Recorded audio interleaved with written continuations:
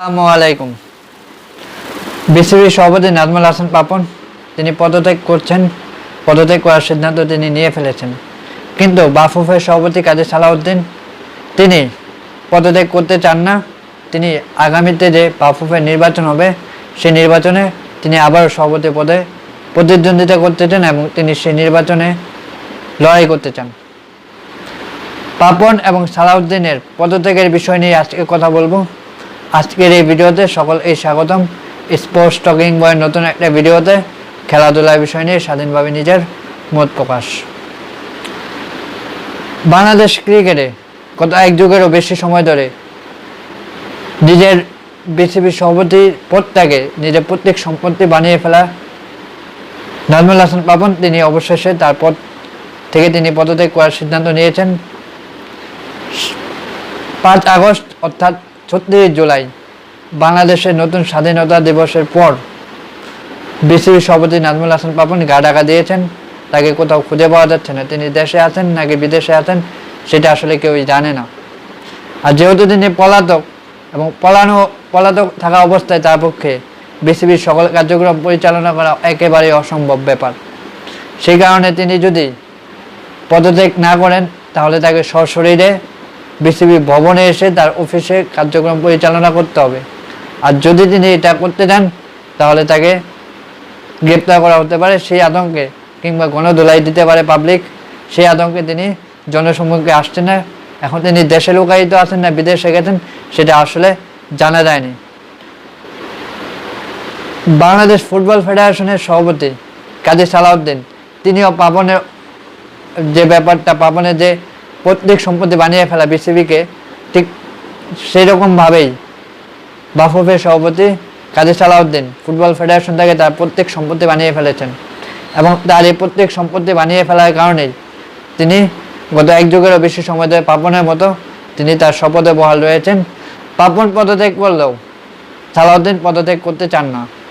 তিনি আগামী নির্বাচনে বাফুফের নির্বাচনে প্রতিদ্বন্দ্বিতা করতে চান। জাতির প্রশ্ন সালাউদ্দিনের কাছে, আপনি এই কনফিডেন্ট কোথা থেকে পেলেন? গত এক যুগেরও বেশি সময় ধরে বাংলাদেশ ফুটবলটাকে আপনি যেভাবে নিচের দিকে নামিয়ে নিয়েছেন, তারপরে আপনি আবার নির্বাচনের ঘোষণা দিলেন, আপনার এই আত্মবিশ্বাস কোথা থেকে এলো? আপনার মাঝে যদি বিন্দু পরিমাণ লজ্জাবোধ থাকে তাহলে আপনার এই ঘোষণা আসার কথা না।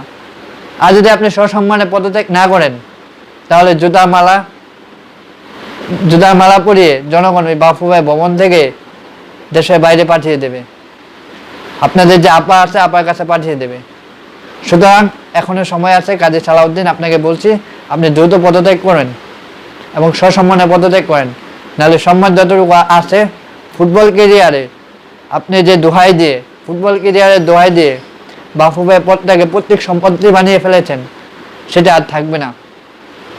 বাংলাদেশে 17 কোটি ক্রীড়াপ্রেমী জনতা আপনাকে আর দেখতে চায় না আপনার পদে। আপনাদের কারণে বাংলাদেশ ফুটবলটা, বাংলাদেশ ক্রিকেট আজকে ধ্বংসের দ্বার প্রান্তে।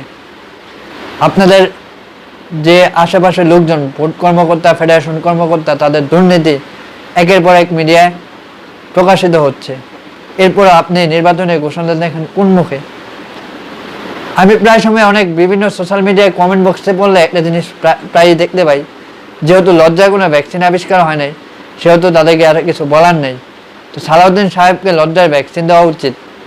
যদি তারপরে তার আকল হয়, নাহলে তিনি কেন আসলে আবার নির্বাচন করতে চাচ্ছেন?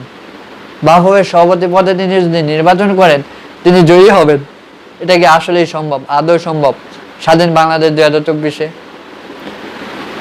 ওনাদের আপার আমলে ওনারা যা খুশি তা করে গিয়েছেন, কিন্তু এখন বর্তমান নতুন বাংলাদেশে তাদের মন মতো কোনো কিছু করতে দেওয়া হবে না। যদিও আইসিসি এবং ফিফার গাইডলাইন অনুযায়ী সবকিছু করা হবে, তাদেরকে রাজনৈতিক হস্তক্ষেপ করা হবে না, কিন্তু তাদেরকে অবশ্যই তাদেরকে সরতে হবে এবং নতুন যোগ্য লোককেই যোগ্য জায়গায় বসানো হবে। আপনারা যারা এই ভিডিওটা দেখলেন, জানতে চাই আপনাদের মতামত পাপন সাহেবের পদত্যাগের বিষয়ে এবং সালাউদ্দিন সাহেব নির্বাচন করতে চান, তিনি পদত্যাগ করতে চান না। আপনাদের মূল্যবান কমেন্ট বক্সে লিখবেন। দেখা হবে নতুন কোনো ভিডিওতে। সে পর্যন্ত ভালো থাকবেন। আল্লাহ হাফেজ।